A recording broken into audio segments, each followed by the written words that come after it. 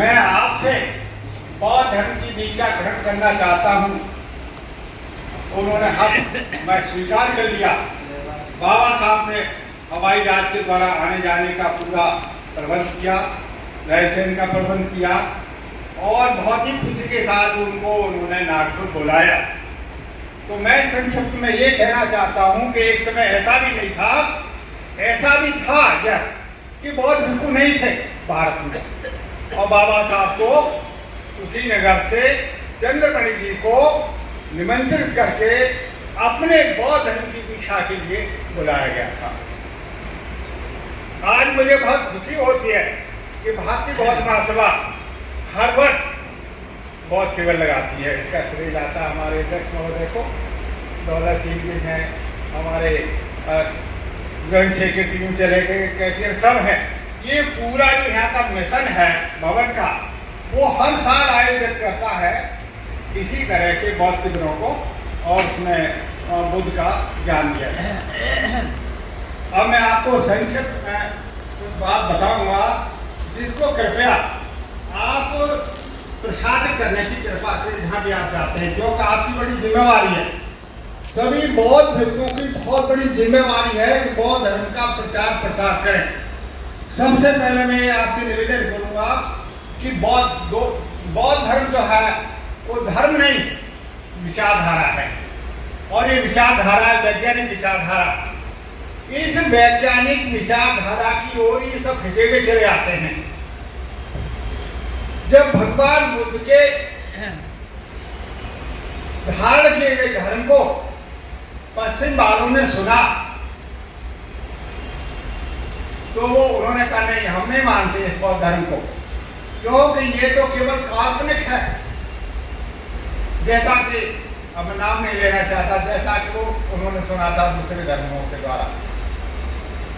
लेकिन जब उन्होंने अध्ययन किया ऐतिहासिक आधार से, प्रमाणिक आधार से, तो उन्होंने स्वीकार किया कि बौद्ध धर्म अपनाने लायक है।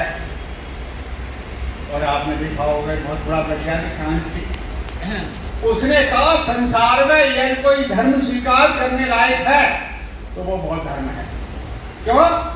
क्योंकि सारा ये वैज्ञानिक है और तर्कसंगत आधार पर है।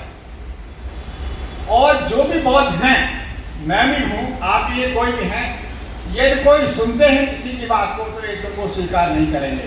यदि वे स्वीकार करेंगे तो मैं समझता हूँ वो बौद्ध नहीं है। बौद्ध की विशेषता सबसे बड़ी यह है, सुनेंगे, मनन करेंगे और तब उसे ग्रहण करेंगे जब उनके तर्क संगत बुद्धि पर सही उतरेगी। ये बौद्ध की विशेषता है। और इसलिए बौद्ध जो है मुट्ठी भर है। बौद्ध विद्वान जो है संसार में से मारे हुए हैं, इनका बहुत सम्मान होता है। मैं आपको थाईलैंड की उदाहरण देता हूँ। एक बौद्ध भिक्षु गए थे, मुझे बता रहे थे कि बौद्ध धर्म का जन्म तो भारत में हुआ है, लेकिन संसार के लोग हमसे ज्यादा स्वीकार करते हैं, ग्रहण करते हैं, अपनाते हैं। तो उन्होंने थाईलैंड का उदाहरण दिया। जब बौद्ध भिक्षु सड़क पर यानी मार्ग में आते हैं, तो जैसे मार्ग में आते हैं तो राहगीर चलने वाले एक साइड में खड़े हो जाते हैं और बौद्ध भिक्षु को रास्ता देते हैं निकलने के लिए। ये बहुत बड़ी विशेषता है, ये कितना बड़ा सम्मान है। तो मैं स्वीकार करता हूँ, ये सब भगवान बुद्ध की वजह से है। और वास्तव में मैंने सवेरे भी कहा था, चीवर का बड़ा महत्व है। जहाँ भी हम चीवर को देखते हैं हमारा सिर झुक जाता है, क्योंकि इसमें ये चीवर जो है ज्ञानी पुरुष पहनते हैं, तो इसे पहन नहीं सकता और ना अपना सकते इस बात। अब मैं आपको एक बात याद दिलाता हूँ, कुछ बातें ऐसी पुरानी जिसको कई लोग मानते हैं, बौद्ध भिक्षु भी शायद खंडन नहीं करते, लेकिन मैं कहूँगा उनका खंडन करें। सबसे पहली बात है, कुछ लोग कहते हैं, अब भी इस बात को मानते हैं कि सिद्धार्थ कुमार ने कुछ बातों को देखा था और जिसकी वजह से वो अपना ग्रह त्याग करके चले गए। ये बात बिल्कुल गलत है और आप भी जानते हैं, अब तो आपको प्रसिद्ध है, केवल सिद्धार्थ कुमार ने रोहिणी विवाद पर ग्रह त्याग किया था। वो बाबा साहब की पुस्तक में लिखा, आपने पढ़ा भी होगा। तो हमें इसी को मानना चाहिए।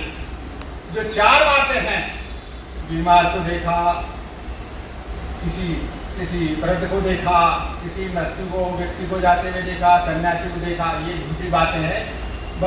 जब सिद्धार्थ ने गृह त्याग किया था तो उनकी उम्र थी 29 वर्ष, 29 वर्ष की अवस्था में तो सब जान जाते हैं कि वृद्ध कौन है, बीमार कौन है, मृत्यु शैया पर कौन जा रहा है। तो उस समय सब वो सिद्धार्थ जानते थे, और सिद्धार्थ तो बहुत ही ज्ञानी थे। सिद्धार्थ राजकुमार थे, राजकुमार के रूप में भी बहुत ज्ञानी थे। एकांत में बैठे रहते थे, चिंतन करते थे, मनन करते थे, संस्कार की बाबत सोचते रहते थे। तो उस समय जब इतने ज्ञानी थे तो वो 4 बातों को क्यों नहीं समझ पाए होंगे। दूसरी महत्वपूर्ण बात है कि वे नहीं चाहते थे कि जल के ऊपर विवाद हो और हत्याएं हो। और ये आपने पढ़ा लिखा होगा कि उनको किस तरह से एक चैलेंज किया गया था कि या तो आप सैनिक बनो या आप गृह त्याग करो। तो उन्होंने गृह त्याग करना स्वीकार कर लिया था।